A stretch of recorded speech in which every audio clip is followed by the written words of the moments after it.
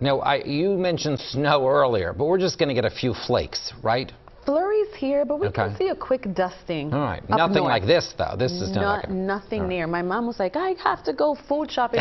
My mom is very dramatic. I have to go food shopping because it's going to snow. And I said, Mom, it's not going to snow like Buffalo. All right. It's nowhere near that type of snow. It's just a little flake. That's it. And we can handle that. That's good, but it's going to be cold. It is. It's going to be very cold. And that's the headliner. It is going to be a very cold weekend, then a warm up as we approach next week, just in time for the holiday. But let's get started right now. We're off to a quiet start. We're actually seeing a whole lot more sunshine than I anticipated, but clouds are still on their way, and that's scheduled to happen here as we continue moving forward into the afternoon. It's all because of a cold front. It's a boundary that's going to be moving in the clouds, bringing us, again, the chance for a flurry, maybe even a passing shower, and potential for a quick burst of snow up towards the Poconos. So we're going to talk about that quickly. In fact, we'll get into that in a moment.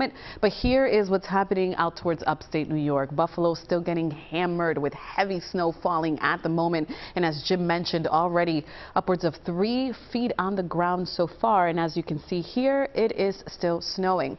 This is what we're going to be tracking. It's a cold front, and as I mentioned, it's a weak one. There's not a lot of moisture associated. Aside from that, it's also very dry outside. So this will take its time to actually make it down to the surface. Here's a look at 5:30. It does show a little bit of snow trying to form here, and this could certainly make it down to the surface, but this is going to be quick moving. Take a look at how this pans out. By 7:30, still a few flakes across the region, maybe a flurry or two makes it as far south as the I-95 corridor. I'm not completely ruling that out. If not, it's going to be more like graupel when the rain and snow mix together and kind of freeze as it heads down to the surface. By 9 p.m., this crosses over into New Jersey, mostly rain out of that, and then the air is drier. But notice that word, it is going to turn bitterly cold, and that cold air arrives tonight. Mostly clear, cold, temperatures in the 20s. These winds do die down for tonight, but they kick back up as we kick off the weekend. It's going to be brisk and cold. Take a look at Saturday,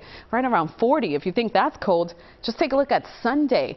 Temperatures are going to be in the upper 30s, but I have to mention wind chill values for most of the day on Saturday and Sunday will be in the 30s, and by Sunday only in the 20s. A quick peek here at our Thanksgiving travel outlook. If you're skipping town this weekend, no travel problems as we are looking at dry conditions Saturday and Sunday. And the stretch of great weather actually continues straight on through the majority of next week. The only question mark we're going to be watching is late in the day on Thursday. We could see rain or snow. It's something we're watching. And if you're wondering what to dress the kids, I know these turkeys look sad, but it's going to be cold, so you'll need to bundle up, and yeah, just make sure you have all the gear. Here's a quick peek at that 7-day forecast. Lots of sunny icons straight on through the holiday. Well, Mama Abreu should like that forecast. Yes, she is. Thank you, Llarisa.